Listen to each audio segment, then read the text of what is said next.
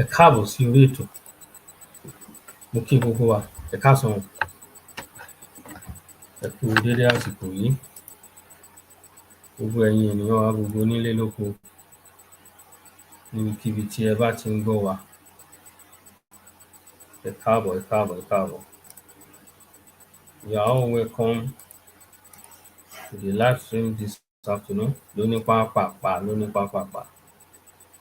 la ó ṣe, láláì ní fi àkókò wa ṣòfò. Yes. Àwọn ohun tá a mú wá fún wa lóní mọ́ńbé, ṣùgbọ́n ká tó lọ sínú àgbàmì ètò lóníṣànsàn, ẹ jẹ́ kí a gbọ́ orin orílẹ̀-èdè wa tí ó ṣe kókó. Okay. Ẹ̀nà làwọn èèyàn.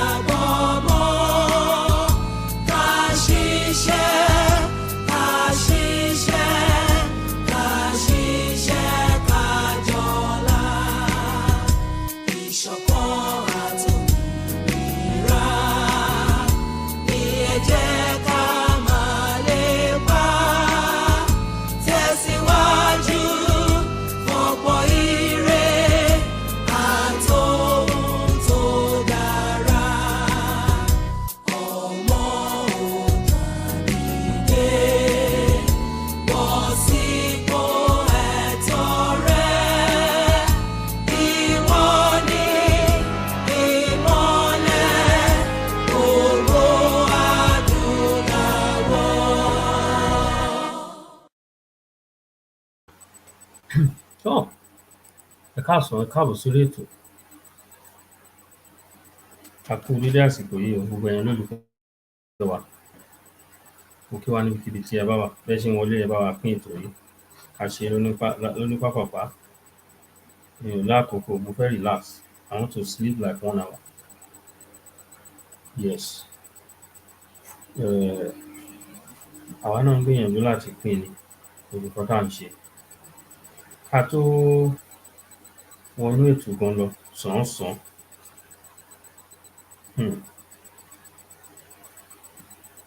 Ètò tá a mú wá ni lórí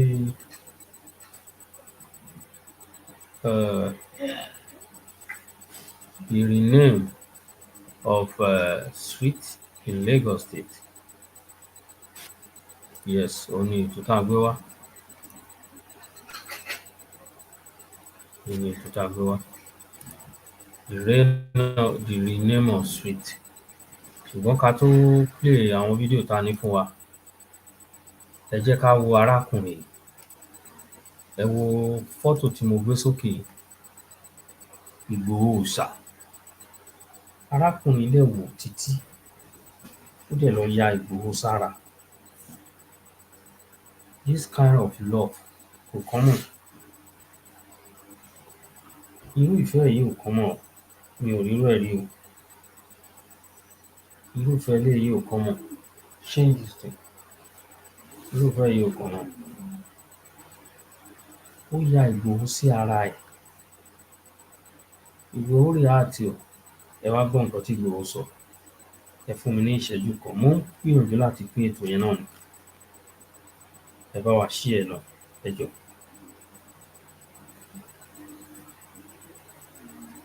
Arákùnrin ya Ìgbòho sára. Ẹ wo, ọmọ Yorùbá àtàtà leléyìí o. Ọmọ Yorùbá. Libya lárákùnrin wà.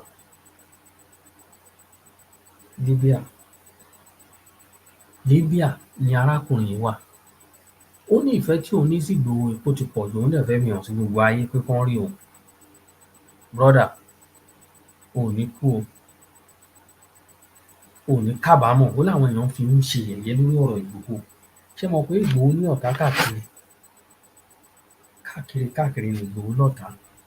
Ó láwọn èèyàn tó wà lágbègbè òun bóun ṣe gbọ́rọ̀ Ìgbòho sórí, wọ́n wá ń bú òun. Òun wá ní sẹ́ẹ̀, òun fẹ́ fi hàn. Ó ṣe fọ́nrán ẹ̀, ó send ẹ̀, wọ́n send ẹ̀ sí Ìgbòho. Ó ya Ìgbòho lẹ́nu wò pé ǹjẹ́ ìyàwó téèyàn ní gan lè ṣerú eléyìí fúnyàn? Ẹ wá gbọ́ nǹkan tí Ìgbòho sọ. Ìgbòho náà fún un, ó dúpẹ́ lọ́wọ́ rẹ̀, ó dúpẹ́. Ẹ jẹ́ ká gbọ́. Bóun gbogbo ẹ̀, amẹ́dómẹ́dó, báwo ni gbogbo ẹ̀? So wà ókè, báwo níbẹ̀ yẹn? Ọlọ́run bá mi sọ, Ọlọ́run adó tiẹ̀. J-Man, JJ-Man, Ahmedo, Ayra Láyọ̀ làgbọ́ lọ sọ́wọ́. Mo ṣe bàbá mi, thank you. Ìgbòho ló sọ̀rọ̀ yẹn. J-Man, Ahmed tó ń bẹ ní Libya. Brother, inú wa dùn gan fún ohun tó ṣe yìí. Ò ní kábàámọ̀. Lágbára àwọn tó nílẹ̀, ò ní kábàámọ̀ o. Bẹ́ẹ̀ ni, ẹ jẹ́ ká tẹ̀síwájú. Ẹ jẹ́ ká wá padà wá sí orí ètò tá a mú wá gangan. Sowore condemn Lagos government under Sanwo-Olu government over ethnic political motive in street renaming. Bí ó bá ṣe wu oníǹkan ló ṣe ń ṣe nǹkan rẹ̀. Bẹ́ẹ̀ ni. Sowore wá ń sọ pé Lagos State, èyí tó bí mi nínú jù ní gbogbo ọ̀rọ̀ yẹn nìyẹn. Ṣé ẹ rí pé a ti ṣe nǹkan ní orí ilẹ̀ wa?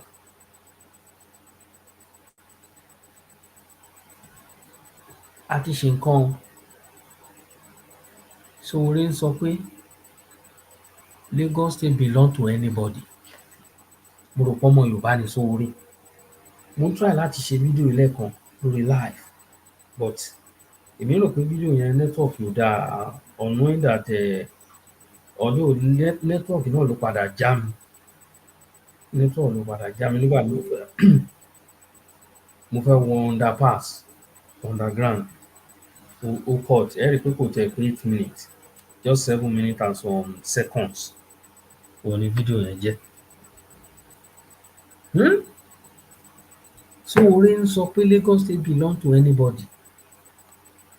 Nígbà tí a ti rí àṣejù yín, ẹ̀yin atọ̀húnrìnwá tẹ wà lÉkòó. Sanwó-Olú, o ṣe eléyìí, ó jọ mí lójú o. Mi ò expect ẹ o. Bó tiẹ̀ ṣe jẹ́ pé ní gbogbo 6 states tá a ní South West, Lagos State nìkan ni ò tíì ní Àmọ̀tẹ́kùn, ṣùgbọ́n they are working on it now. Torí àwọn ọlọ́pàá wa nìyẹn o. Bó ṣe jẹ́ nìyẹn. Ẹ jẹ́ kí n gbé fọ́nrán ìwá náà ká kọ́kọ́ ti bẹ̀rẹ̀. Ẹ káàbọ̀ sórí ètò, mo kí yín ẹ̀yin tẹ́ ẹ ń wò wá. Thank you. We now be called Olamide Adedeji Bado Street. Olamide Adedeji Bado. That means that Charlie Boy bus stop will now be changed to Bado bus stop. On July 15, Lagos State decided to start changing their street name that bears Igbo names to Yoruba names. I laugh in Igbo language. So they claim that Igbos are overstepping their boundaries and they are finally... You people are overstepping your boundary. Igbo people are overstepping their boundary in Lagos, in Yoruba land. Ìgbésẹ̀ tá a dẹ̀ gbé lÉkòó bá a ṣe gbé ní gbogbo state tó kù yẹn. Tí ò bá ti tẹ́ yín lọ́rùn, ẹ padà sí ìlú yín. Kò síjà ńbẹ̀. Ẹ ń sọ pé ẹ̀yin lẹ ń develop Èkó, ẹ lọ develop titi ṣojú òtí yín ni. Ẹ wá ń túlù onílùú ṣe ẹ fìlú yín lẹ̀, sórí yín pé. Ṣé ó mọ ọpọlọ wá nígbà tó bá fìlú onílùú lẹ̀ tó lọ ń develop ìlú onílùú? Torí pé orí ẹ ò pé. Go back to Anambra, go and develop Anambra. If Anambra can be like Lagos, 100 years lẹ́yìn kò lè bá. Ṣó jọra wọn? Ṣó jọra wọn? Go and develop your state. Ẹni tí nǹkan tó ń gbé kalẹ̀ yóò bá ti tẹ́ lọ́rùn, it is very simple. Go back to your place. Àṣejù yín ti pọ̀ jù. Àṣejù yín ti pọ̀ jù. Decided to change some of the street names that bear Igbo names to Yoruba names. You see, I'm going to make a very great point out of this video so that any tribalistic Nigeria who hears this video will understand the angle I'm coming from. Now, I respect the Yoruba people. Let me first say this. I respect the Yoruba people, and I do not believe that when one person from Yoruba tribe misbehave, 1,000 from Yoruba tribe misbehave, it does not affect the entire Yoruba tribe, because at the end of the day, it's a game of numbers. So what made me to do this video, I saw a post before this very picture where they were changing names in Ajeromi, Ifelodun local government. They were changing the names of Igbos there to Yoruba names. I'm just going to read a few. We have Uzo Street changed to Kalejaye Adeboye. Eze Street changed to Moriliat Arogundade. So their reasons is that they claim that Igbos are overstepping their boundaries. First of all, let me remind some tribalistic Yorubas who think that tribalism will ever fetch them any good fortune, who think that by the effort they make to always press the Igbos one side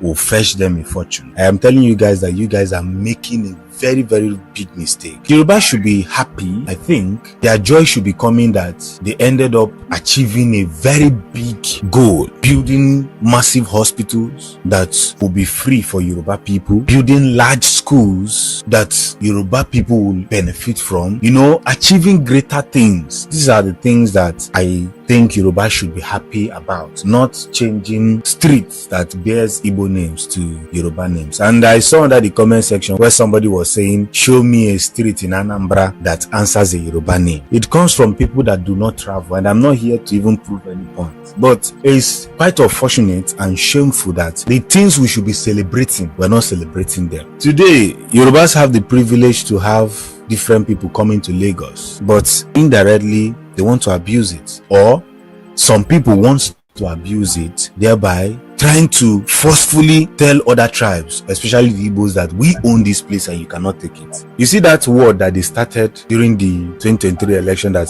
an Igbo person said, Lagos is no man's land. I can honestly tell you that that word was started by a Yoruba person. Then the propaganda was pushed. One thing about an Igbo man, let me remind you people, is that an Igbo man cannot be pushed to one corner. No tribe in the whole universe will survive the war where over 8 nations fought against them and will still have the capacity, the strength to stand. You don't know who you people are dealing with. Today, chase the Igbo people from all your state and ask them to go back to Igbo land. You can never win them. You can never be faster than them. It's the bitter truth that you have to swallow. The Igbo man has a way of always standing up anytime you try to push him to one corner. And they say the Igbos don't sell lands to foreigners who come to their land. It's a big lie. It's just like a football match. When you come home, they beat you home, you come away, they still beat you away. That means you come to their house, they beat you, they come to your house, they still. Even Igbo people said it. Even Igbo people, I heard it before. They say they don't, Anambra man cannot go to Enugu and buy land here. They don't sell land to each other. You hear this, you don't need to be lying here. You know? You know all this? It's not propaganda. That is what is happening. Gangan tó ń ṣẹlẹ̀ gangan nìyẹn. Go to your state. It's simple, wọ́n léyìn, but àṣejù yín ti ń pọ̀ jù. Anything happen, Lagos no man's land. Tó bá jẹ́ bàbá yín ló lè kó ẹ lọ gbà náà. Nonsense talk. Nonsense. Tẹ́ ẹ máa sọ kiri. Lagos no man's land. Bàbá yín ló found Èkó àbí? A ti sọ bẹ́ẹ̀ ń sìn o. Ẹ lọ lé àwọn tó wà ńbẹ̀. Ẹ lọ lé àwọn tó wà l'Ékòó, àwọn tó wà ní Lagos Island. Ẹ lọ lé wọn, àwọn ọba Èkó, àwọn ọba tó wà l'Ékòó. Ẹ lọ lé wọn, kẹ́ ẹ sọ pé ẹ kì í ṣọba ilẹ̀ Yorùbá o. Ẹ wá lọ lé wọn kúrò ńbẹ̀. Ẹ wá lọ lé wọn kúrò ní orí ilẹ̀ yẹn. Òun nìkan tó wà nílẹ̀ ń sìn. Beat you. That's what an Igbo man is doing. The Igbo man has successfully gone to everybody's state in Nigeria, outside Africa, and have conquered territories in those places where the indigenes of those places could not. The Igbo man went and conquered it. So, is this somebody that conquered you in your own house that you want to come and conquer in their own house? It's not possible. and they changed Charlie Boy's bus stop to Bado. Look at the kind of name you give to your street or your bus stop, Bado, to Olamide's name. And I know that Olamide does not even give a F of that name you guys just changed. This tribalism that APC is pushing will not end well for the Yoruba tribe. I said it before, APC is not a Yoruba party. There was Yoruba before APC. For those of you who are using APC to drive this tribalistic agenda, a time is coming when it's going to affect you. A time is coming when it's going to affect the whole Yoruba people, because everything you are doing to the strangers that have come to stay in your house, the day you will force the stranger to leave, one day you will come to their own house, they will treat you worse than you have treated them, and they will treat you better than the good you show to them. This is an advice to any tribalistic person, both Hausa, Yoruba, Kogi, Benue, whatever state you are coming from. Be careful how you treat others. And Yorubas must stop rejoicing over just a street name that is changed and focus on what truly matters, which is developing schools, hospitals that will benefit the Yoruba tribe. If you have not subscribed to the channel, please do subscribe, like and follow our page, share our videos as well. Thanks for watching.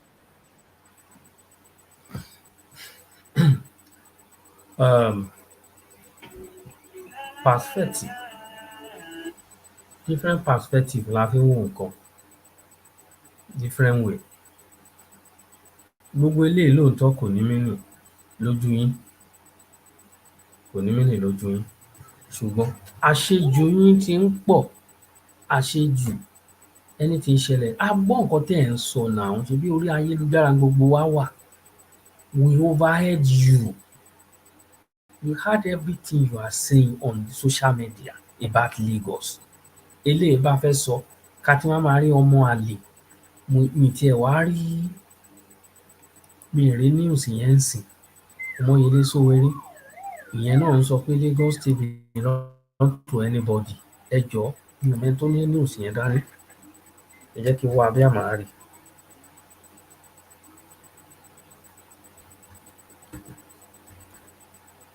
Mi ò mọ̀ bí àmàá rí news yẹn. Omoyele Sowore, ìwọ náà ń la ẹnu. Èmi rò pé ọmọ Yorùbá lèmi pè tẹ́lẹ̀, àṣé kì í ṣe ọmọ Yorùbá. Torí mi rò pé ọmọ Yorùbá kan lè máa join ní máa sọ̀rọ̀ ọ̀rọ̀kọ́rọ̀ bí eléyìí lẹ́nu. This is not a matter of tribalism. No, it's a very clear something. Ẹ ti ṣàṣejù. Ṣé bẹ́ẹ̀ ṣáà ti wà pẹ̀lú wa tipẹ́? Ní gbogbo Nàìjíríà àwọn ló wà accommodative jù. Ìbílẹ̀ Yorùbá náà ni gbogbo yín sá wá. All of you are coming to Yorùbá land. We are going to Lagos, we are going to gbalẹ̀ ní Ìbàdàn sí, wọn ò gbà yín láyè. Go to Ondo State. Bọ́n ṣe wà ń bẹ̀ náà ni. Bọ́n ṣe wà ń bẹ̀ ni. We accommodate. Ó dẹ̀ ń pa wá. We are too accommodative. Kò help wa, kò ràn wá lọ́wọ́, kò favour wa. Kò favour wa. Gbogbo àwọn nǹkan wọ̀nyí ò favour wa. Ẹ jẹ́ kí n gbé fọ́nrán mi wọlé wá. All these things not favouring us at all.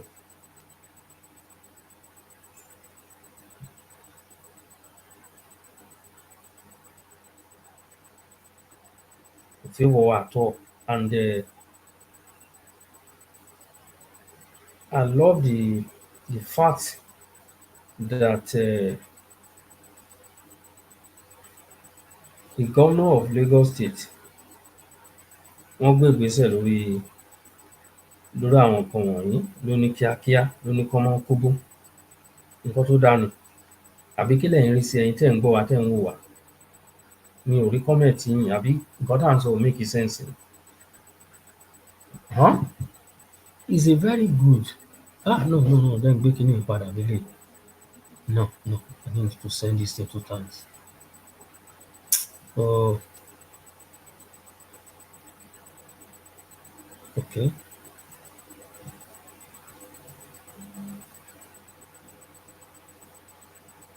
Same thing náà ló ṣe ń ṣẹlẹ̀.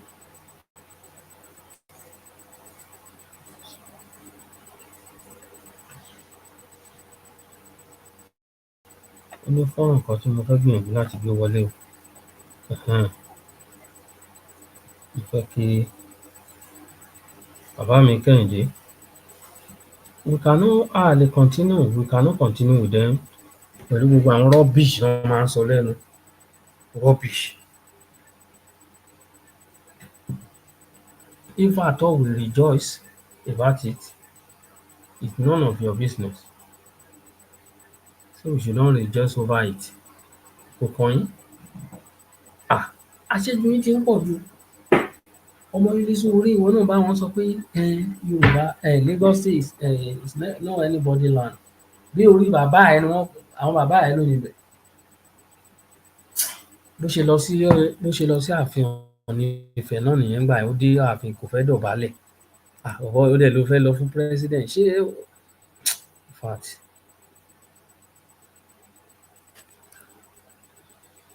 ẹ jẹ́ kí n gbé eléyìí wọlé ká gbọ́.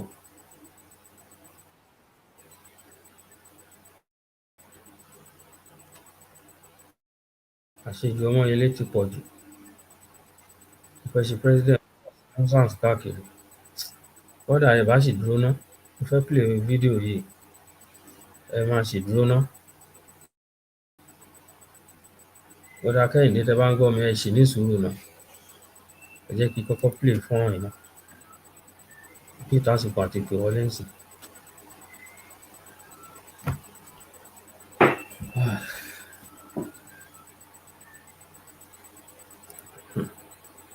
Lagos State belong to nobody. Àwọn ọ̀rọ̀ kan wà tẹ́ pé kò make sense. Kéèyàn máa sọrú ọ̀rọ̀ bí eléyìí lẹ́nu. Ẹ̀yin èèyàn ẹ wá gbọ́ o, ẹ wá gbọ́ o. Bọ́dà Kẹ́hìndé ò sí ní ẹ ní sùúrù ẹ má tíì pè rárá ẹ jẹ́ kí ẹ ní sùúrù náà ẹ má tíì pè ẹ jẹ́ kí play fọ́nrán yìí ná. Ẹ jẹ́ kí play fọ́nrán yìí fún wa. Ẹ má tíì pè rárá ẹ ṣáà sì ní sùúrù. Ẹ sì ní sùúrù náà.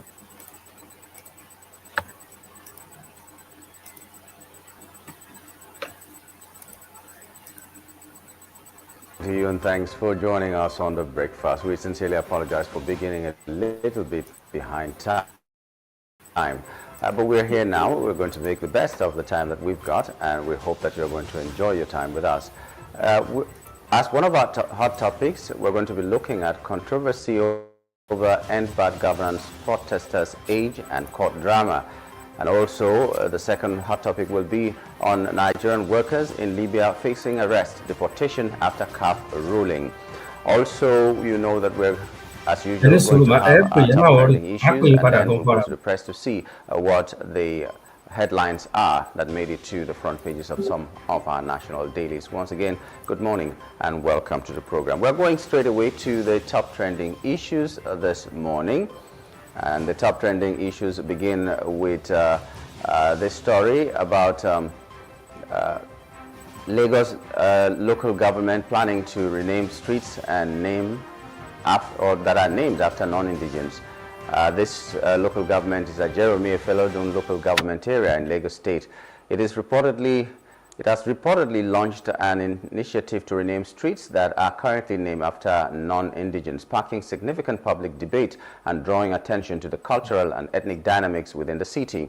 The alleged move is said to be part of a broader effort to emphasize and celebrate the heritage of the local indigenous populations, ensuring that the cultural legacy of the area's original inhabitants is prominently reflected in public spaces. Supporters of the initiative argue that renaming the streets is an overdue step towards acknowledging and honoring the contributions of indigenous people in the development and identity of the area. They believe that the decision will help reinforce a sense of pride and cultural continuity, which is especially important in a rapidly urbanizing city like Lagos, where the influence of different ethnic groups is pronounced. However, the proposed changes have not been without controversy. Critics have raised concerns that the renaming initiative could exacerbate ethnic tensions in an already diverse and multicultural state.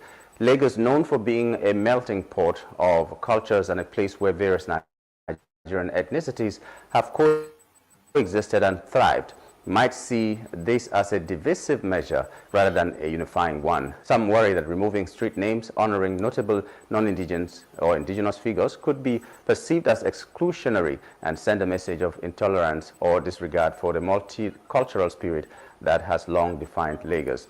Community leaders and residents are now closely monitoring the local government's plans, seeking clarity on the streets targeted for renaming and the criteria that will be used to determine the new names. Questions remain about the potential impact on businesses and residents who will have to adjust to new addresses and the logistical challenges involved in such a project. As the discussions continue, it is evident that the renaming initiative has opened a broader conversation about cultural preservation, inclusivity, and the evolving identity of Lagos State. Well, not much can be said about if their minds are set to doing this thing. But first of all, I think it is a bad idea. The streets in themselves tell a story about what Lagos used to be and what it has become now. And to say that there is nothing new that can be in that local government that can be named after indigents is a shame to me. Because if the local government is evolving and it is developing, that means there are so many other things that can be named after the indigents of Lagos State, as it were. Changing the names.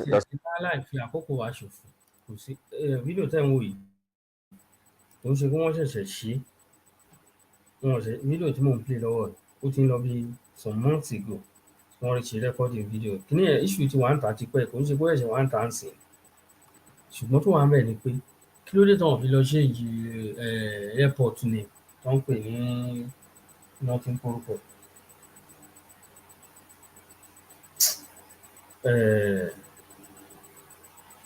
Murtala Muhammed airport kí ló dé tẹ̀ lọ change ẹ lọ change ẹ̀ a ní àwọn èèyàn àwọn bàbá wa wọ̀nyí nílẹ̀ Yorùbá kí ló dé ẹ lọ change ẹ̀ instead of street gan ṣó ní meaning ni normally àwọn ẹni tó bá kọ́lé sí street kan máa fi ń name orúkọ ẹ̀ àwọn ìlú míì gan tó bá jẹ́ pé ọkùnrin obìnrin ni wọ́n lè má fún wọ́n lè lọ wá ọkùnrin kankan fún ìwà àṣejù yín ti ń pọ̀ àwọn tá a dá lẹ́bi jù làwọn bàbá tó ń talẹ̀ fún wọn àwọn tó ń talẹ̀ àwọn là ó dá lẹ́bi léyìí tó pọ̀ jù nínú ọ̀rọ̀ tó wà ńlẹ̀ àwọn talẹ̀. Doesn't mean that there's development coming. Changing the name doesn't mean that it has made the local government more Lagos than it is. In fact, it will start with changing the names of non-indigents to the time when the names may need to be changed again to the real Lagosians, because we know that some of the names that might be written on these streets will be names of people who came from other states or other Yoruba states to come and make a name for themselves here in Lagos State. So there will come a time, if this is allowed, that they will start to say, okay, you came from Ogun State and you became a governor in our state, so we're going to change this name to someone who is really a Lagos person. You came from Abeokuta, you came from Ondo State, you came from whatever kind of state, and you made a name in Lagos State, so we are going to change this. I don't think that is a mark of development. As a person, I'm just saying it. And the second thing is that it will take a lot of time for these names to catch on. It will take a lot of time for these names to catch on, because this is what it is. For instance, if you're going to, even here right now in Lagos, that we didn't need to change, there's a name that a particular place is called when you're coming from Ojodubega to the island. Before the bridge, you get to a place everybody likes to call 7-Up. That place has a name. Yes, the bus stop has a name, and you can only find that when you're taking an e-hailing cab. That name will appear. Otherwise, everybody knows it as something else. So, what's the point in changing a name that? Really difficult for àwọn àwọn street àwọn èèyàn ti mọ̀ wọ́n ti mọ̀ bus stop yẹn wọ́n ti mọ̀ sórí wọ́n wá change ẹ̀ ń sì máa wà difficult gan abẹ́ni tó ti travel tó dé tó ń lọ síbi kan tó ń dá lọ tá máa pe bus stop fún kò tí ẹ̀ ní mọ̀ ibi tó ń lọ kò ní mọ̀ ibi tó ń lọ tó ẹ́ kó ti mọ̀ tẹ́lẹ̀ pé after Sẹ̀lẹ̀ Ìjẹ̀ṣà bus stop bàbá ẹ̀ ló kàn wọ́n á pè é fún kò ní mọ̀ tá fi kọjá bus stop tó ń lọ ó máa wà difficult sọ́nà ṣùgbọ́n tó wà ń bẹ̀ ni now ẹ ti yọwọ́ kó là ń kó wọn kúrò ní àwọn politics ní Lagos State báwo lọmọ Anambra á máa contest fún ọmọ Igbo á máa contest fún àwọn political post kan ní Lagos State kò ṣe lọ sí state ẹ̀ kó lọ contest ṣáà láwọn ọmọ sílẹ̀ Yorùbá ni òun ni mo ṣe ń sọ pé àwọn politics wa náà lẹ́ṣẹ̀ṣẹ̀ ń jí iṣẹ́ tẹ́ ṣe pọ̀ ṣé bí bus stop lẹ ti fẹ́ mú street ibi street lẹ ti fẹ́ bẹ̀rẹ̀ ẹ jẹ́ kí n pe brọ́dà yìí kán sọ nǹkan tó fẹ́ sọ orún tiẹ̀ ń kùn mí mo ṣe wà yìí.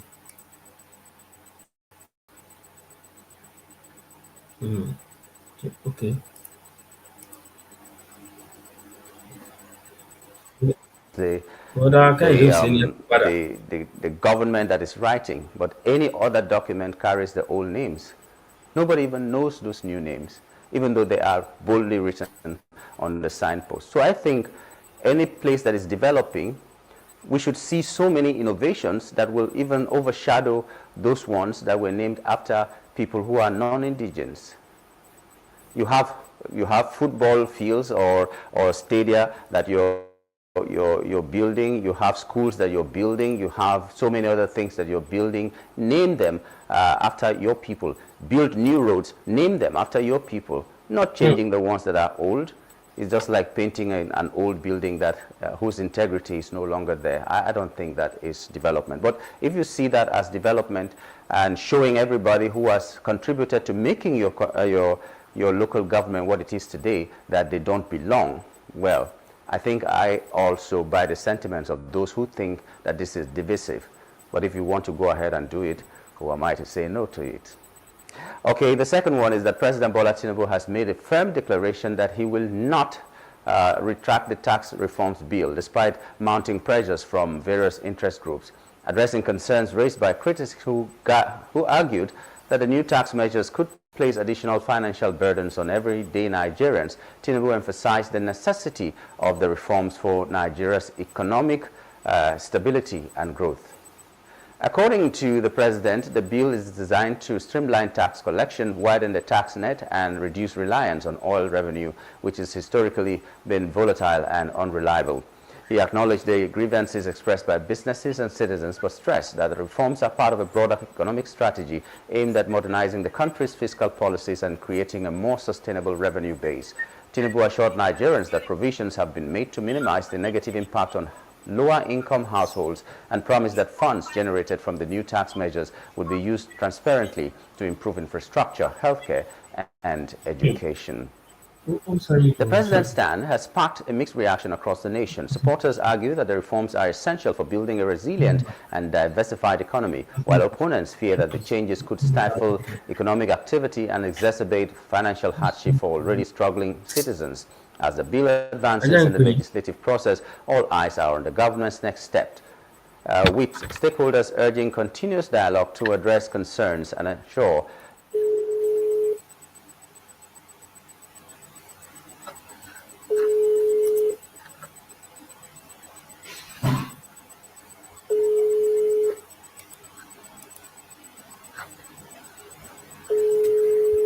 Dáyọ̀ síbẹ̀ wọ́n èmi ti fẹ́ máa lọ. Wọ́n ní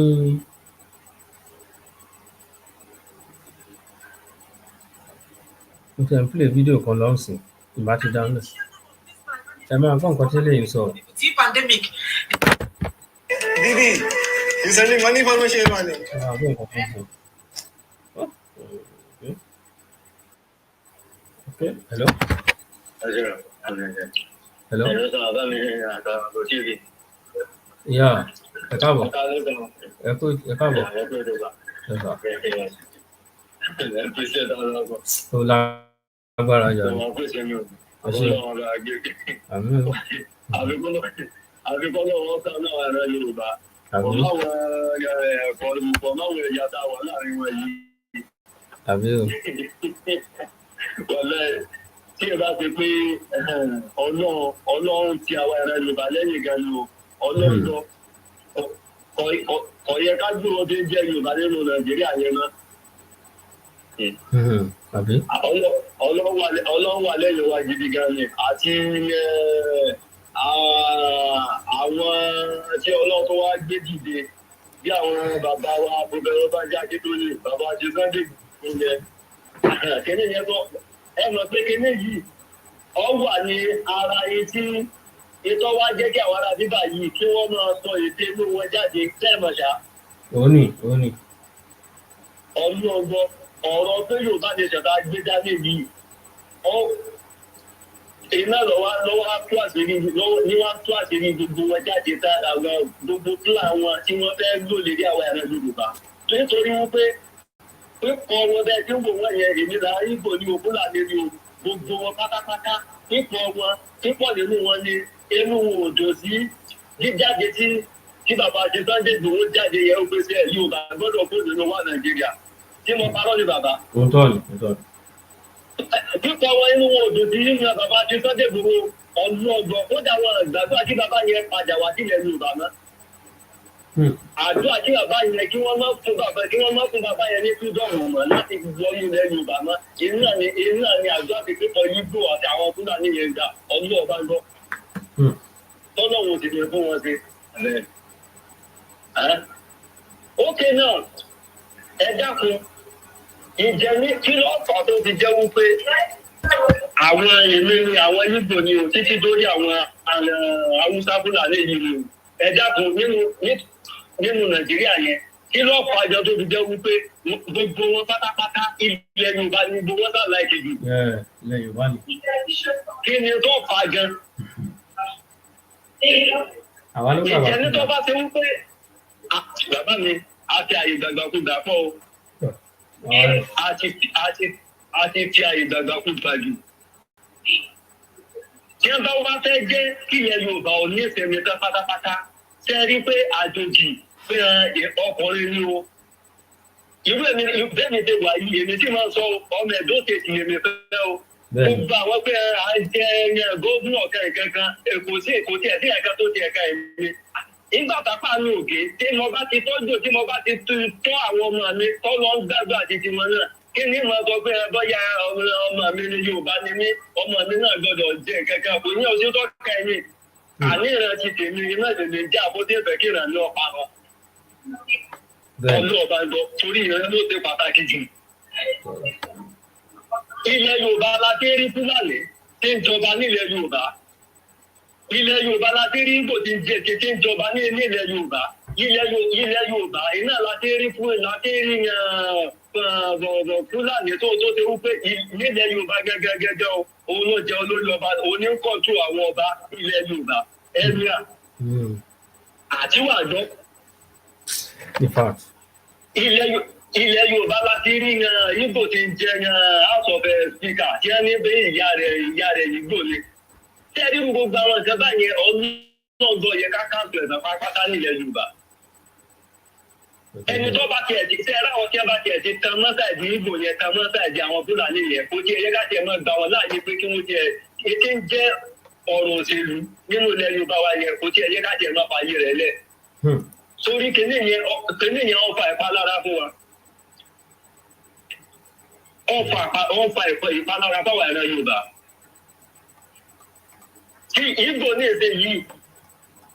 ní èdè yìí tá ọkọ̀ nínú gbogbo àwọn ọkùnrin tí àwọn tí wọ́n sọ lórí wa lérí ilẹ̀ Yorùbá ṣèbí pípọ̀ wọn Ìgbò nìyàwó wọn.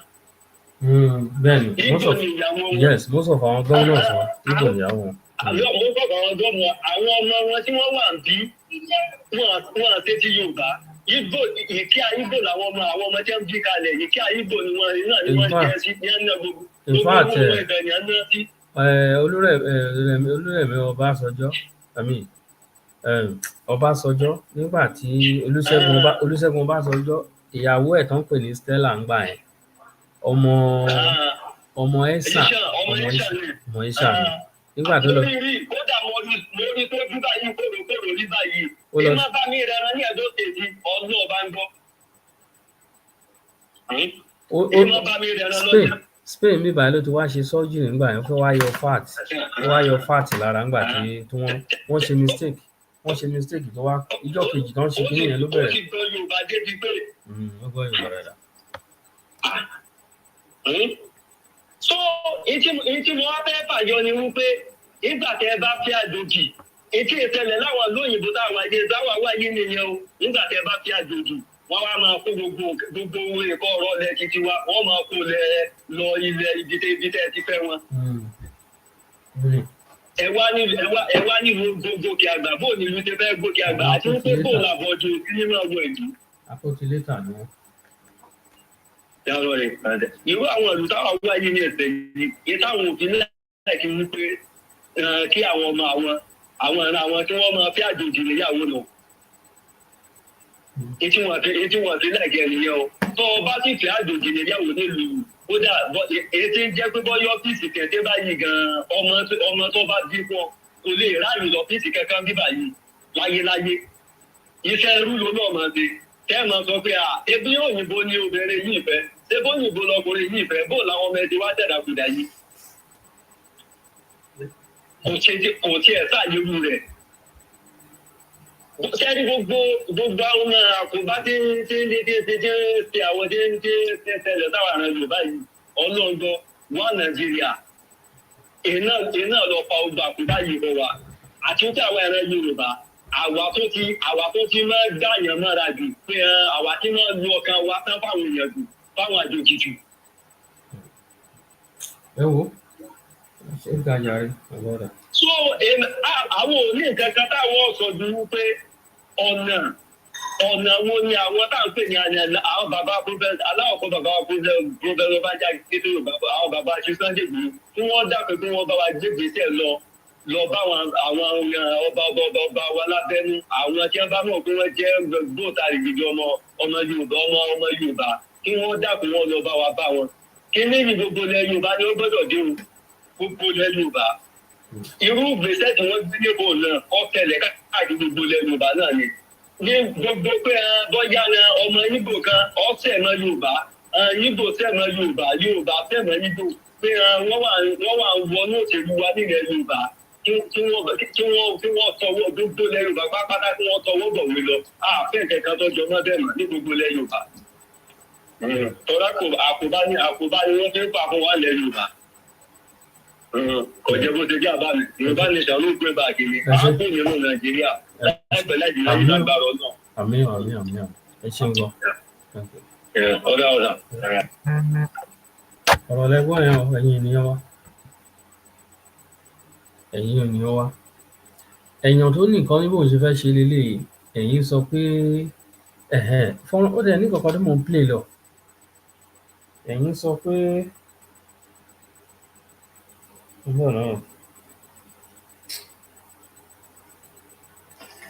Oh, hi. Would you like a free gift? I'm a missionary for the Church of Jesus Christ of Latter-day Saints. I welcome you all to today's breaking news, my brothers and sisters. And this breaking news is happening in Lagos State. And what is the breaking news all about? The breaking news is that the Lagos State government have started renaming all the streets in Lagos.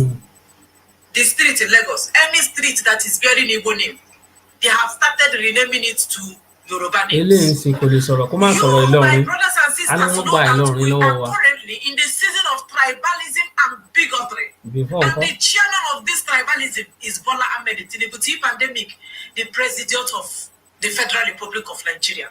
Bola Ahmed Tinubu is the chief promoter of tribalism. Before, people don't know what is segregation. The level of tribalism waiting for Nigeria.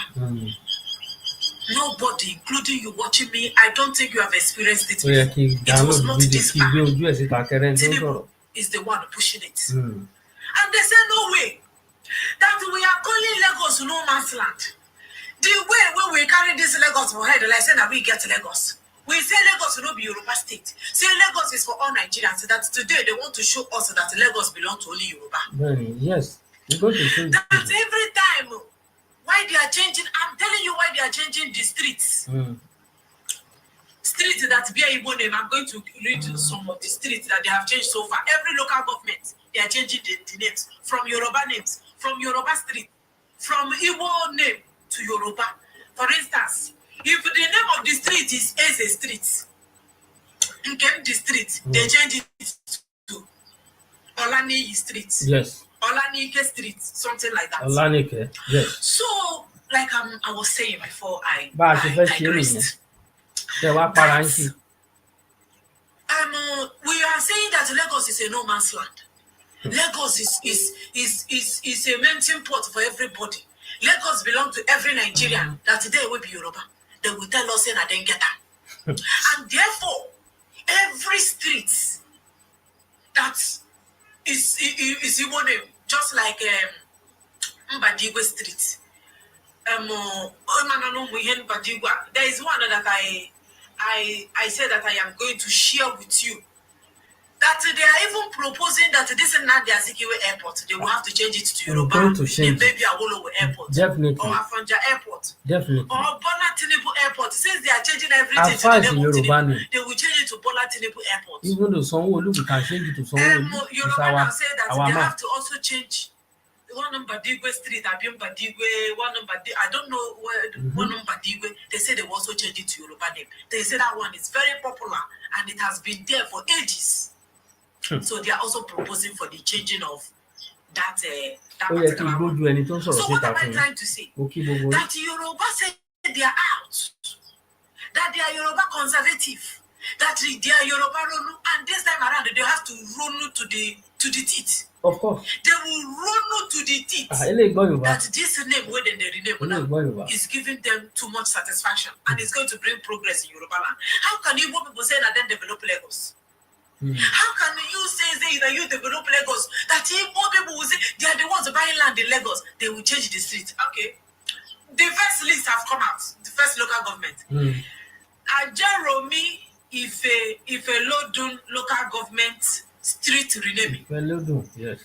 This is to notify the general public that the old names of the aforementioned streets have been revoked. The council wishes to inform the public that the names have been replaced with new ones. Yes. Old street name. I don't know if you hear your name, you answer, and you will know the name they have used to change your. If your name is Chimampa, if it is Chimampa Street, you know, for you to name your street after your name, then the pay not be free. So now they are removing all these Igbo big men in a way put them for their street to few Agbo name, like I gave you Olaniken, Olani, Olayeye, all those things. So they are renaming it to their names, even names of the towns where they once it's not Igbo name, they have to rename it. Let me read. I'm not going to take all of them because so far I have 24 on my list. So, but let me just take few. Imo Eze Street in Lagos. It's no longer Imo Eze Street. It is now Laiwola Oluwa Street. Laiwola. Number 2, Oyikere Street. Mama, correct, yeah. Oyikere Street. This should be Umuye Benue name. It's now Yeye Iretiola Street. Yeye Iretiola. George Street. Okay. George Street. It's now Dadishoki Street. It's no longer George Street, not Dadishoki. Number 4, Ozo Street. If you are Ozo, this is your street name. They have changed it to Kaliye Adebayo Street. Adeboye Street. Okay, it's Adeboye. Is it the one that have put it in? Adeboye Street. Ozo, the name they have revoked it. It's no longer Ozo Street. It's now Adeboye. Adeboye have taken over. 5, Agbe Street. Agbe is now Bayewu Kamal. Bayewu. You know, Kamel or Kamal. Bayewu Kamel, Yoruba name. Street. Number 6, Emo the street is now Oyola Fatia Street. Number 7, Osho Drive. Osho Drive is now all of you. Mushi Oluwa Street. Number 8, Deliverance Street is now Musid Street, and so on and so forth. A lot of them. This one is Eze Street. It's now Molirat Street. Another Eze Street. I think the person have 2 streets in his name. That's been named to Yoruba Street as well. Ben Onyeka Street is now ¿Cómo conseguí vivir tenerte gracias a Shopify? Después de probar para ilé lórí ń bẹ̀ ń sin ni ti Charlie tí wọ́n ṣe sí Bàdó. Èyí tó fẹ́ para wọn lé lórí. Wọ́n ṣe ìyí orúkọ Charlie. Charlie Boy Street. Bus stop. Wọ́n ṣe ìyẹ̀ sí Olamide Bàdó. Bus stop. Òun náà fẹ́ para wọn lé lórí ìsìn. Omoyele Sowore yẹn náà ń sọ̀sọ̀ kù sọ lẹ́nu. From Igbo name to Yoruba. That is what is going on now. That is it, though. Name changing is what we're into now. We are in the season of changing name. Another one now they are fighting to nail to change is this Ozumbamba Diwe street, Abi area. That Ozumbamba Diwe. Hey, you know, from what I am hearing, if they even change the name to another Yoruba name, it will take people another 20 years, 2 decades to align with the new name they change it to. That is how popular Ozumbamba Diwe name is in Lagos. Very popular. And they also want to change it now. They say they are even pushing that Nnamdi Azikiwe International Airport must be changed to Awolowo Airport. You have to change it to Awolowo. Or change it to Abiola Airport. Change it, you must change it to one of our men. Or even on New of Ife. Change it to on New of Ife Airport. Or to me, I would say let them change it to Tinubu International Airport. It's more better. Yoruba, Ronu, this name now we will not change from Uzo Street to Abiola Street. Who will be paying for the name of the street? These people will go to have their name carved and named in their street. Maybe they have investment houses and they've lived there for long. You don't know that they used to subscribe, renew the rent. That's in a rent, the name of the place. Every year, then they pay money for the thing. It's more like somebody subscribing. I put 1,000 subscription. If the data finish, I'll go and put another one. Now, so the name there. Okay. So these names now, when they change them to, are the people aware that they have changed it to their names? If we reach to renew it, who will renew the name? But the question is it the Igbo person who gets the street before? None of or the business. new Agro where you don't allocate the name to? Is it the one that will change, that will pay money for the subscription, for the yearly subscription of that name? I also want to ask, this thing now will make our life to be better. This changing of them, because I see the way we want to fight to change the name. Will it make Yoruba life to be better in Lagos? Will it make you people to have conducive environment? I want to know, or you just want to feel happy that it's no longer Igbo name, it's now Yoruba name. Is it the happiness? You just want to be, you just want to the satisfaction of that Igbo people are no longer bearing the name of those streets. What about the houses inside the street? Are you also going to demolish it and have the Abiola come to build a house in the street? I want to know the level where they go with this thing, because I will have to understand.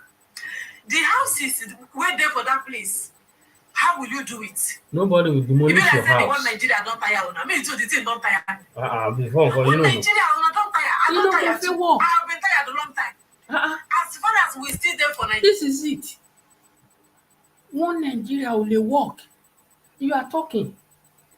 You got to money, eh? You people are trespass too much. You will all the way from southeast. You will come to southwest and be claiming one place, not no man's land. Shomopolowa. I think you should go and listen to your people first.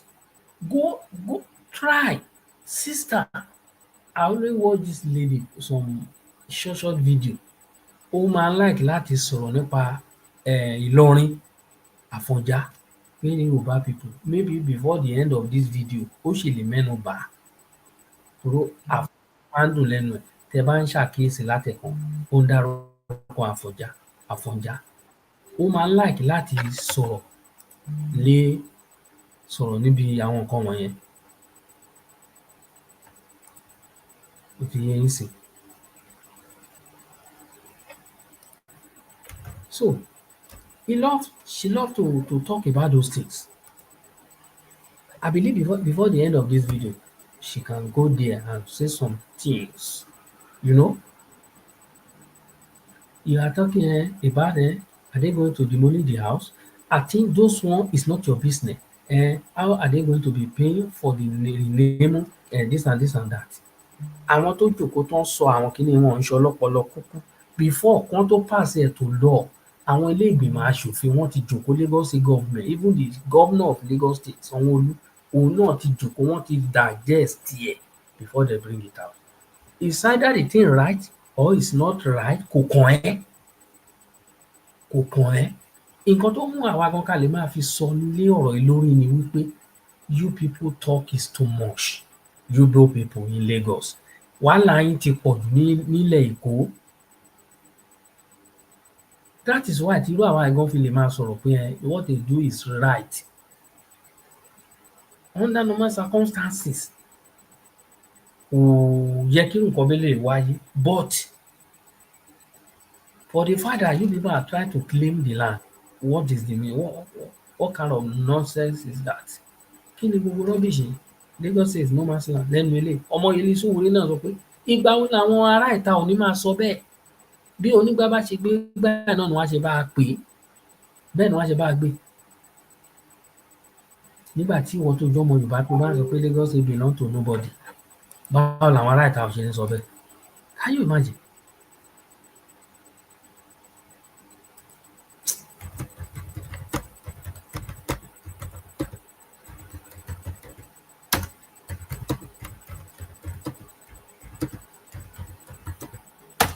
Bí onígbá bá ṣe gbé báyìí náà ni wọ́n á ṣe bá a gbé.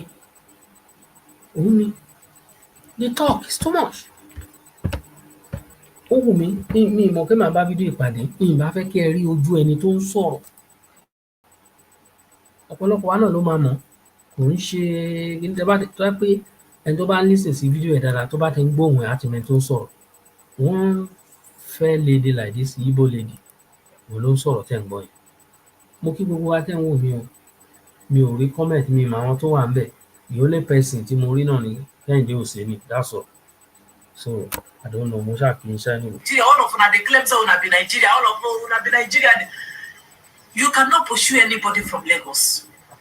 The worst you can do is to change the name. Yes. And when you reach the time for subscription, you know una people now. They cannot subscribe, they cannot repay they can't pay that yearly money when they pay on top of that next thing. Àwọn nǹkan tó ń sọ kì í ṣe nǹkan tí ó ń gbowó tó ń gbòbì. Kì í ṣe nǹkan tó jẹ́ pé tí wọ́n bá fún ní epo á máa pariwo. Kì í ṣe nǹkan tó jẹ́ pé tí wọ́n bá wọ́ta ẹ̀ ó máa ní rẹ̀wẹ̀sì. It's just the change. Do you know whether they offer it free? I think gbogbo ilé tó ń sọ is not kò kàn ẹ́ now. All these things you are just saying, I think it's not your business. I know your people now, this and that. Wọ́n gbé nǹkan síta. They have power, the government has power to do it, and they have the revenue to finance it. That's the thing. You know why Igbo man put his name there be say naturally. Igbo man gets pride. He like to be recognized. And he see his money, he like you to know that he has money. He knows how to make money, and he wants you to feel the money. You want to come to his house, he will tell you that the name of his street is Chief Akajiako Street. Where did they come? We don't want that one. He's a hard-working man. The hard-working man must show, both by cash and by physical. I did not say that that's how we make money, but the aura where Igbo man gets when it comes to money, do you think Yoruba get that aura of wanting you to feel the money where he gets? The way you people make money.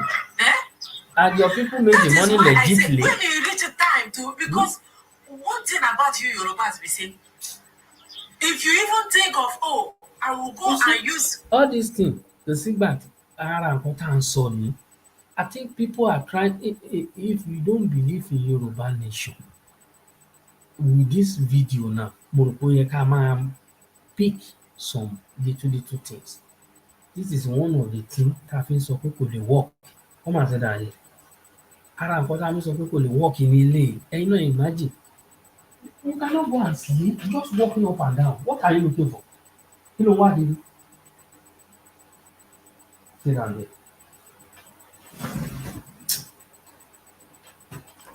Pẹ̀lú gbogbo nǹkan tẹ́ ń wò ó sì ṣẹ́rí kò lè work àgbọ́ra wa yé simple we don't understand ourselves àgbọ́ra wa yé we don't like ourselves, that is the fact. Hausa Igbo Yorùbá wọn kó wa papọ̀ ẹ wo nǹkan tó ń ṣẹlẹ̀ ń sìn just common changing of street ẹ gbọ́rọ̀ tó ń sọ lẹ́nu.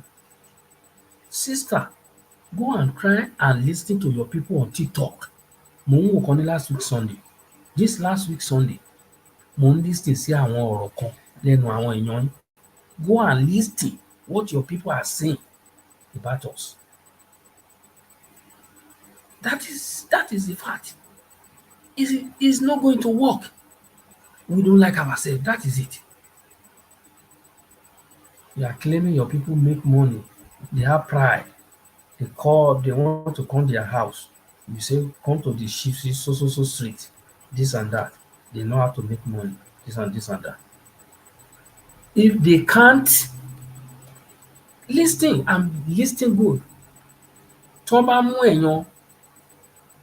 èèyàn 100 ní airport tó gbé egbòogi olóró, 99.9 á jẹ́ ọmọ Igbo, both men and women. I repeat, tí wọ́n bá mú èèyàn 100 ní airport tó ń gbé egbòogi olóró, 99.9 máa jẹ́ ọmọ Igbo. Iṣẹ́ tí wọ́n ń ṣe nìyẹn. Tí wọ́n bá mú àwọn èèyàn tí wọ́n ń ṣe fake drug, tí wọ́n ń ṣe fake wine, 99.9.0 á jẹ́ ọmọ Igbo. What are you talking? Yes, you people, they build fine house, they have money, but the way you people make money is not legit. Ìkìlẹ̀ gbígbẹ pẹ̀lú ìtẹ́lọ́rùn ó sàn ju wúrà àti fàdákà lọ. Àwọn èèyàn wa kọ̀ọ̀kan ló bà wá lójú jẹ́, àwọn ló bà wá lórúkọ jẹ́, òun ló fa gbogbo àwọn ìwọ̀sí tá à ń rí. Nígbà tí àwọn colonial master tó ń wọnú ilẹ̀ Nàìjíríà wá, ní gbogbo ẹ̀yà tó wà lórí ilẹ̀ Nàìjíríà, ẹ lọ ṣèwádìí yín. If you are not from Southwest, if you are listening to me now, listen good. When the colonial master came to Nigeria, it's only Yoruba they make their wearing clothes. All the parts of Nigeria, they make them naked. Ó wà nínú àkọsílẹ̀, ara nǹkan tó kọ sílẹ̀. What are you saying? Kì í ṣe pé èmi ló ń sọ lẹ́nu ńsìn. Nǹkan tí àwọn òyìnbó tó dé, àwọn akónilẹ́rú tó dé, nǹkan tó kọ sílẹ̀, that's what they wrote down. Ara nǹkan tó kọ sílẹ̀ nìyẹn nípa ilẹ̀ Yorùbá nígbà tó dé. Yorùbá nìkan náà ń bá fún wọn níkẹ̀ àti ń wọ ení lẹ rò pé a ti ń ṣaṣọ òfì ni, tá ń pè láṣọ òkè ńsìn. Ení náà rò pé wọ́n ti ń ṣe ni. Ení náà rò pé wọ́n ti ń wò. Ẹ lọ wo àwọn nǹkan tí wọ́n bá, àwọn nǹkan tí wọ́n bá. Wọ́n bá gbogbo àwọn èèyàn jalanjala báyìí ni wọ́n ń gbé kiri, jalanjala, jolonjolo. Báyìí ni àǹkó àwọn ọmọkùnrin ṣe kiri. Rédèrèdè. 5 million to subscribe. My yearly this thing is due. How to find a person's location by their phone number. For example, if your brother's late. Mo ń play ẹ̀dá rẹ̀ lórí YouTube ni. The name is Yoruba name. Year don't end, and you need to go and recharge it back. You have to pay, just like paying for rent, paying for house rent. And the money na 5 million. Yoruba man go chew hand inside pocket to pay 5 million naira for the street name. Where he go use money go do or buy car where he go use video, call party and eat a bomb. Wait, Yoruba man will chew hand in his pocket and take 5 million naira for. He will see it as nothing. He will see it as wasting of his money. But Igbo person know they see him as waste of money. He see it as an investment. The fact that that thing is his name, it will even help his business. You remember they do business now. Oh, this man, this street is after he's very popular. He's a popular man. Where is his shop? His shop would for Ladepo. He said, I will go and patronize him. That is, everything is a chance. Everything Igbo man they do, don't be saying he wants to spend money. He's using it for return of investment. You don't have that mindset of crying out loud. How do you want to compete with these people? Yoruba, Ronu. This name now, when I change to Ajibola name, when you reach the time for money, when they collect money for yearly this thing for Yoruba, are you going to pay 5 million naira for that street when they change to your name? Can you pay? Ọ̀rọ̀ sísọ náà lẹ́fì kó bára yín sí. Àwọn gọ́ọ̀mẹ̀ntì wọ́n dìde tán gbé lọ́ọ̀ síta. Àwọn tí wọ́n lọ gbé bá wọn fọ̀ sí wọn, àwọn ló lọ gbé bá wọn. If at all they going to pay money, the government know how to negotiate with them because they just want to do it because of these people. Irú àwọn eléyìí tó ń sọ̀rọ̀ yín sí, tó ń sọ̀rọ̀ rédèrèdè lẹ́nu. and is a normal thing. Ó ń dùn wọ́n náà ni, òun náà ló fi rí bẹ́ẹ̀. Mo kí gbogbo ẹ̀yin tẹ́ ń gbọ́ wa. Èmi lérò pé gbogbo àwọn nǹkan tí arábìnrin ń sọ, a gbọ́ nǹkan tó ń sọ. Tó ẹ bá ń gbọ́, contribute with comment there. Àwọn tí wọ́n gbé òfin kalẹ̀, tó ń gbé nǹkan kalẹ̀, wọn ò lọ force àwọn èèyàn pé wọ́n fẹ́ fún yín ní orúkọ street. They have to offer it for them willingly. They have to change the name. Tí ò bá tẹ́ ẹ lọ́rùn, carry your house. They are not going to demolish your house. Carry your house. Gbé sórí kí ẹsẹ̀ sọ́nà kó máa lọ sí south east. Ilẹ̀ wà ń bẹ̀ náà, lọ sọ kalẹ̀ síbikíbi kó dẹ̀ fi ṣe orúkọ street yẹn. Bó ṣe jẹ́ ní pẹ̀lú àlàáfíà. Nǹkan wọn tẹ́ ń ṣe ẹ lè gbà ní ìlú ẹ̀yin náà mọ̀. You know, you cannot accept this in your land. You cannot accept this in your land. So why talking? Fẹ́ máa fi try máa enter Yorùbá. If they have money, they cannot pay 5 million to name this thing. Do you think all Yoruba people are the same? Gbogbo eléyìí tó ń sọ, don't we have people like that in your place too? Are you people not doing party? Wọ́n ń ṣe party, wọ́n ń ṣe kíní kan. Kò kàn ẹ́ now. Kò kàn ẹ́ now. If you want to go to Israel, to come to tó bá ń sọ̀rọ̀ nípa àwọn first anything, ilẹ̀ Yorùbá náà lẹ́ẹ̀ ti bá a. Ibẹ̀ lẹ́ẹ̀ ti bá a even till today. Till today. Ṣebí kẹ́ máa ń fọmọ yín lọ máa ṣe ẹrú nìkan lẹ mọ̀. Ẹ lọ fọmọ yín máa ṣe ẹrú, wọn ò ní lọ sí school. Wọ́n á lọ ṣe bọ̀yìbọ̀yì tẹ̀lé yàn at the end of the day. Ọ̀rọ̀kọ́rọ̀ ló ń sọ lẹ́nu.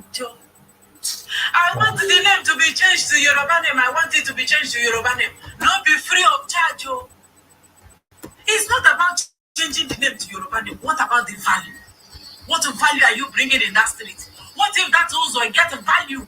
There is something he is doing for the community, to the people who live for that area. For the people rather who live for that area. Maybe he's giving them water. Water not there for that area. He give them water free. He dey tar the road, he dey grade the road.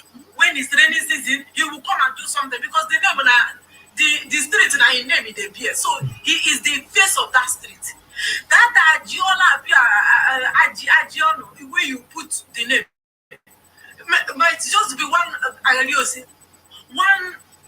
person like that that don't even know that his name is there. When you tell him it's time to pay, the person might not even know what you're talking about. So what I'm saying is, it's not about changing name. It's about the people that are used to that particular name and the value the person is bringing. For you to remove that name inscripted in their heart, it will be very difficult. Estás pensando en Marte de Alta como autónomo y no sabes por dónde empezar. Las gestorías tradicionales valen. Stop all these things. What would they do? Stop chasing shadow. You are chasing shadow. If one Nigeria don't tire out, just like they tire me, go for a referendum. Tell your leaders now your problem. No be the same cause we are fighting for. We are tired because this is one of the reasons. You are talking now. This is one of the reasons we are tired of one Nigeria. Because we know that one Nigeria is not going to work. If you are listening to me for the first time. This is one of the reasons. Changing street name in Lagos now, ẹ gbọ́ nǹkan tó ń sọ lẹ́nu. Àṣejù yín ti pọ̀ jù ẹ̀yin ọmọ Igbo. Àṣejù yín ti pọ̀ jù. We accommodate you people in Lagos. Let me tell you something. In our house, in our village, don't let me say our house. Most of houses in my place, wọ́n fún àwọn Igbo. Ẹlòmíì gan ò sanwó ilé mọ́. Kò sanwó ṣọ́ọ̀bù mọ́, wọ́n ti fi wọ́n lẹ̀ torí wọ́n ti pẹ́ ńbẹ̀.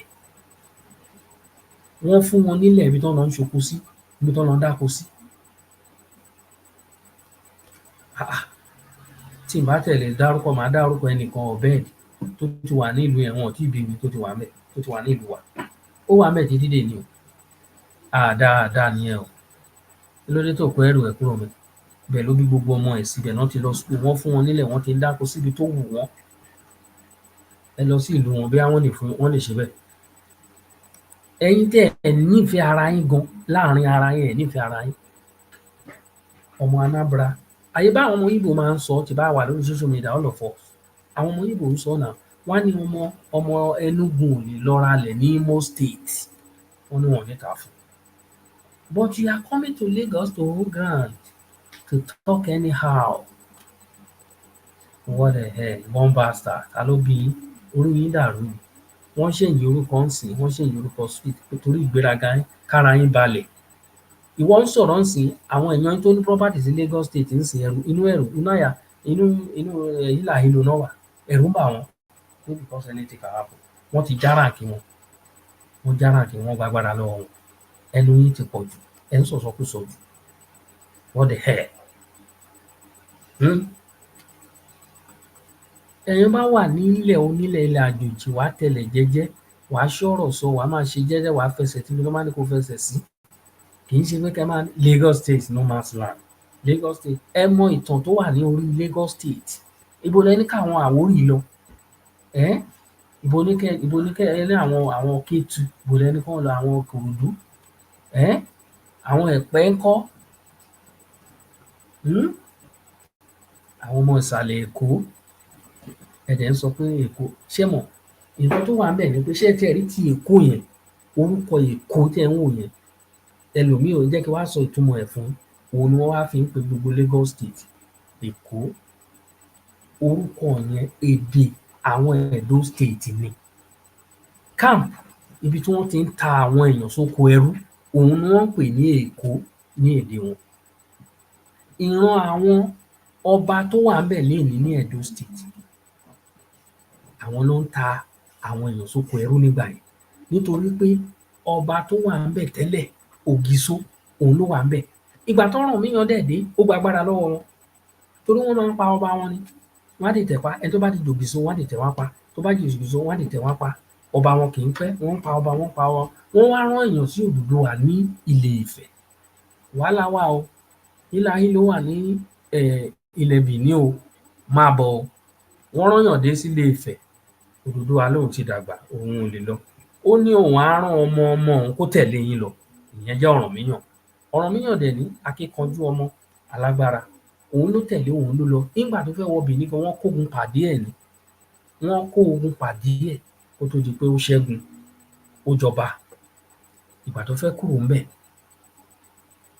tìbínú ló fi kúrò ńbẹ̀ ìgòdò mí ìgòdò náà ni wọ́n ń pè wọ́n nígbà náà ìbínú tó fi kúrò ńbẹ̀ náà fi ń pè pé ibi tí Ọ̀rànmíyàn ti bínú kúrò bínú ilẹ̀ ìbínú àwọn Portugal dé àwọn ni wọ́n wá ń gbọ́ ìbínú wọ́n wá ní ẹ jẹ́ ká kó máa pè ní Benin òun ló fi di Benin Ọ̀rànmíyàn wá ń jọba ọmọ tó bí sílẹ̀ tí wọ́n ń pè ní ọwọ́ mi ká òun ni wọ́n pè wọ́n wá ṣèyí ẹ̀ sí ewé ká àwọn ló ń jọba níbẹ̀ àwọn ìran ẹ̀yẹn àwọn ló wá ń ta àwọn èèyàn sóko ẹrú torí ta bá ń sọ̀rọ̀ nípa àwọn colonial master àwọn tó ń tàyàn sóko ẹrú àwọn ìran àwọn Aláàfin Ọ̀yọ́ wọ́n wà lára wọn àwọn the same thing náà ni o torí the same person náà ni o ẹni tó kúrò míì ní tó lọ́jọ́ wáyé Ifẹ̀ náà ló lọ jà Aláàfin àkọ́kọ́ wọn lọ ń ta àwọn èèyàn sóko ẹrú wọ́n fi ṣe káàmpù sí Lagos State òun náà fi ń pè ní Èkó àwọn èèyàn ò sí bíbá ẹni mi ò rí kọ́mẹ́ǹtì àwọn èèyàn wọn kò dákẹ́ wọn ń wò ṣé ẹ ń bínú sí nǹkan tí mò ń sọ ni I don't understand the only person tó kọ́mẹ́ǹtì látẹ̀kọ́ bí àwọn ọ̀dẹ̀ gbọ́ àbí kò sí volume bẹ́ẹ̀ ní àbá I don't know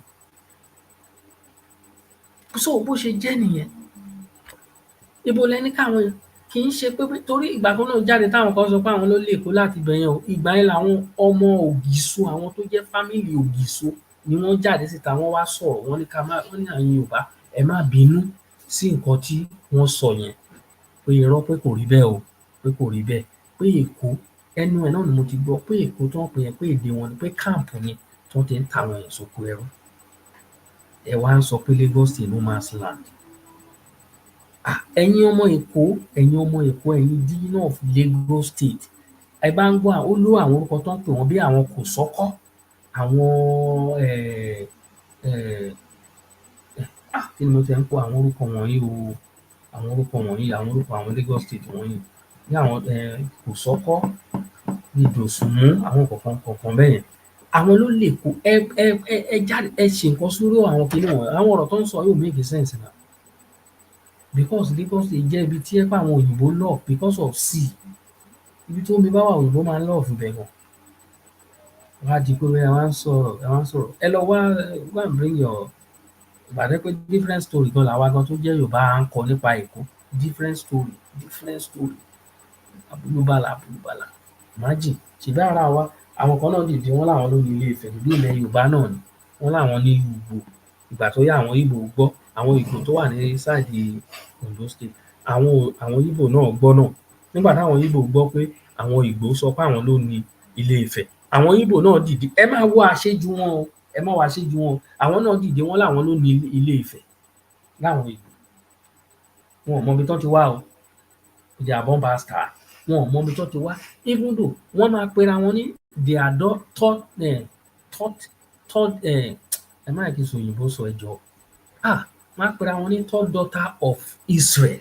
Òun náà máa ń pe ara wọn. Wọ́n á ní báwo ni mo fẹ́ ṣe ọ̀rọ̀ yìí o? O lè gbọ́ràn nínú. Wọ́n á máa pe ara wọn ní they are the third daughter of Israel. Ẹ jọ̀ọ́ kí ni ìtàn Israel lẹ́gbẹ̀ẹ́ ilẹ̀ Yorùbá? Ó jìnnà síra bàjẹ́bàjẹ́. Israel ibo? Israel ibo? Israel nílẹ̀ bí? Kí ni ìtàn wọn? Ìtàn ọdún mélòó ló wà lórí wọn tó bá fi wé ìtàn tó wà nílẹ̀ Yorùbá? Àmọyì ara wa, òun ló fa àrífín. Àrífín ti pọ̀ jù. Ọwọ́ àwọn leaders wa ló wà. Ó yẹ kẹ́ jókòó kẹ́ wá àwọn tó mọ ìtàn kan gbé original ìtàn wa síta. Tẹ́ bá lọ bá bàbá mi nísìnyí wọ́n mọ ìtàn wọn nípa ojú torí ọ̀tẹ̀ tó wà ńlẹ̀. Ó ti pẹ́ tí ọba ti ń jà láàrin ara wọn nílẹ̀ Yorùbá, ó ti pẹ́. Kí ló fa ìjà tó ládìlá ìtàn ìjà tó ìpẹ́ jù? Ìwọ̀ ogun tó pẹ́ jù ní orílẹ̀-èdè àgbáyé títí wá di èní. Mo ń sọ̀rọ̀ ní ogun abẹ́lé, ogun láàrin ara wa tó ìpẹ́ jù. I think the worst last how many like 16 years I think. Kò sí ogun tó last tó yẹn rí. Láàrin ara wa ni o. Wọ́n ní láyé àtijọ́ ibi tí ìtàn ilẹ̀ Yorùbá ti ń dojúrú bọ̀ ní eléyìí o. Ọba Ilé Ifẹ̀, ẹ jẹ́ kẹ́ fún àpẹẹrẹ ọba Ilé Ifẹ̀ àti ọba Aláàfin wọ́n ń jà. Tí wọ́n bá ti ń jà bẹ́yẹn, wọ́n á wá kó àwọn ọmọ jòkó lálalẹ́. Wọ́n á máa ṣeré, wọ́n á máa pàlọ́. Wọ́n á máa fi àlọ́, wọ́n á máa fi pa àrokò. Wọn ò dẹ̀ mọ̀ pé àwọn ọmọ kéékèèké tán kó jọ tán ń pàlọ́ fún. Àwọn ọmọdé lọ́pọlọ wọ́n ń grab ẹ̀. Nǹkan tẹ́ fi pa àlọ́ sílẹ̀ òun làwọn ọmọ á wá sọ dìtàn. Òun ni wọ́n gbé kiri.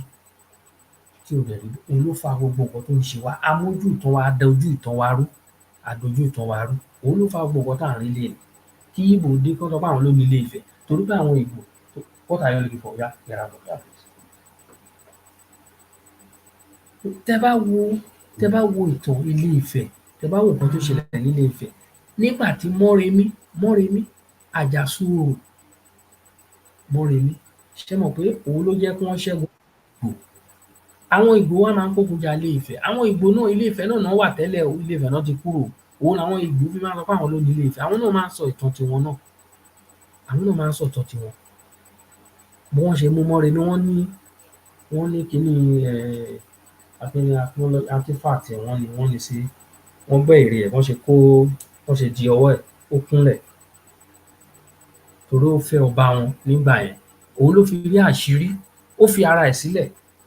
Ọ̀rọ̀ Mọ́remí fẹ́ dàbí àwọn ọlọ́pàá abẹ́nú ńgbà yẹn tó jẹ́ pé wọ́n lè fi ara wọn sílẹ̀ láti ṣe any investigation tó bá fẹ́ ṣe lórí ẹnìkan particular person tó bá ń suspect. Obìnrin ọlọ́pàá á fi ara ẹ̀ sílẹ̀, á dẹ̀ máa tẹ̀lé ọkùnrin yẹn, wọ́n á dẹ̀ máa ní àjọṣepọ̀. Kò dẹ̀ ń ṣe pé ó fẹ́ orí iṣẹ́ ló wà o. Ọba tó bá bá iṣẹ́ débi tó bá yẹ, wọ́n á kàn ní kó hands up ní pé you are under arrest. Ìyẹn náà wá yà á lẹ́nu pé what are you looking for there now?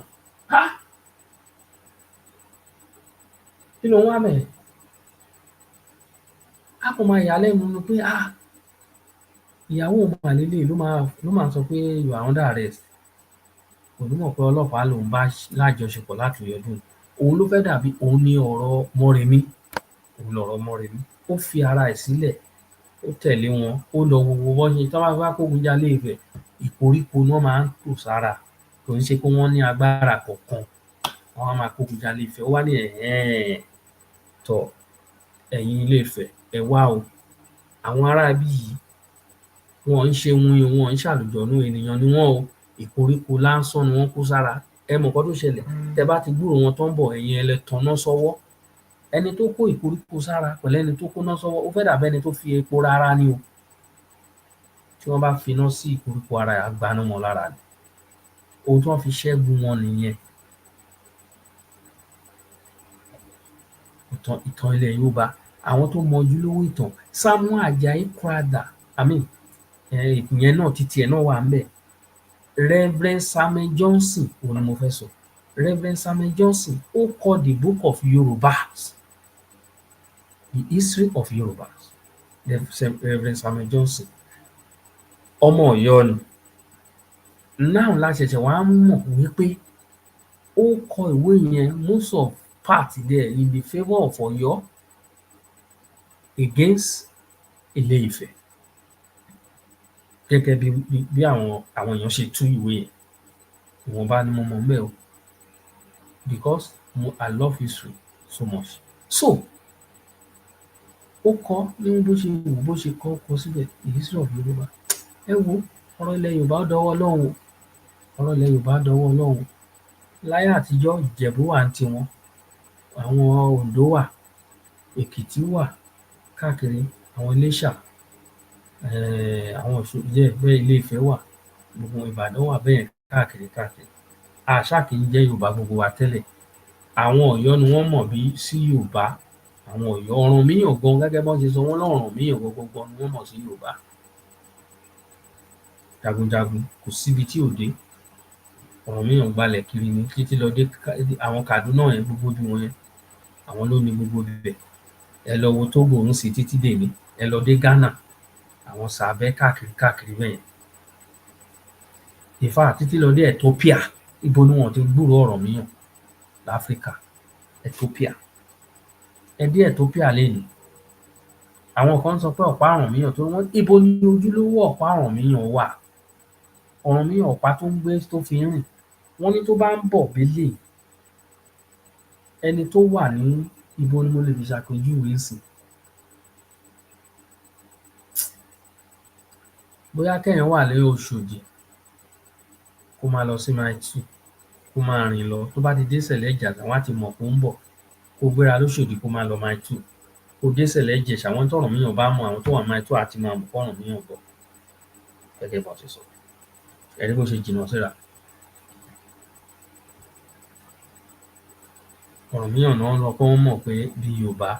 Ọdún 1919 ni wọ́n ṣe ìpàdé papọ̀, gbogbo àwọn àgbààgbà tí wọ́n jọ ń sọ èdè kan, àwọn ọmọ Òtùfẹ̀.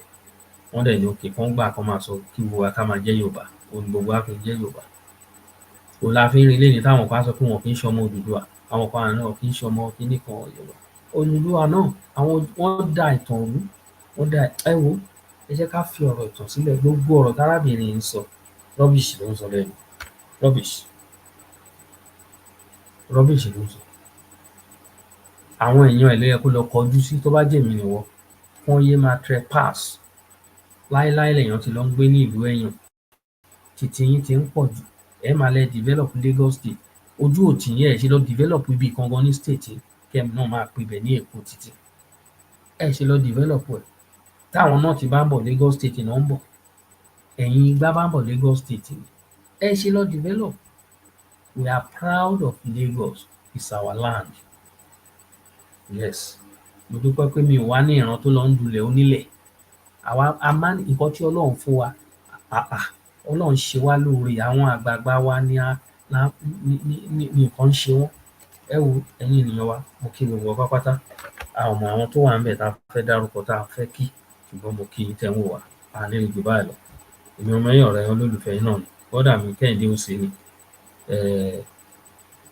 Ní fọwọ́ yín gbọ́mọ sí lágbára àṣẹ Elédùà, àti gbogbo àwọn tó ń wò wá. Mi ò tiẹ̀ rí kọ́mẹ̀ntì gan tẹ́lẹ̀. Mi ò rí tẹ́lẹ̀. Ẹ̀kọ́ fi ojú mímu hàn wípé akẹ́kọ̀ọ́ ṣe kan. Bẹ́ẹ̀ ni. Ẹ wo, bó ṣe jẹ́ nìyẹn. Téèyàn bá fẹnu sí ọ̀rọ̀ pọ̀ ńlẹ̀. Ṣé ẹ rí, nígbà míì, gbogbo ọ̀rọ̀ ló lésì ṣùgbọ́n kì í ṣe gbogbo ọ̀rọ̀ náà ń fèsì sí.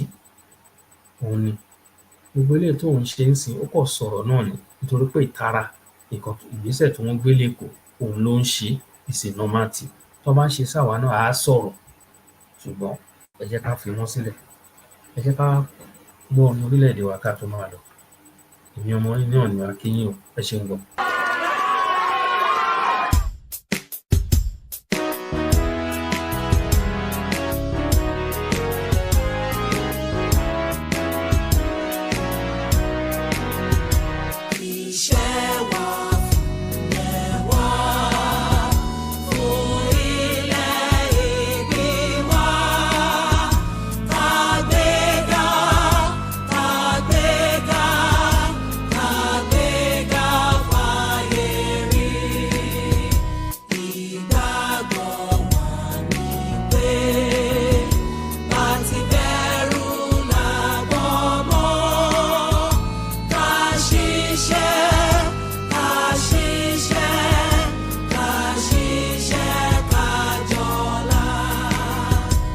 Ìṣọ̀kan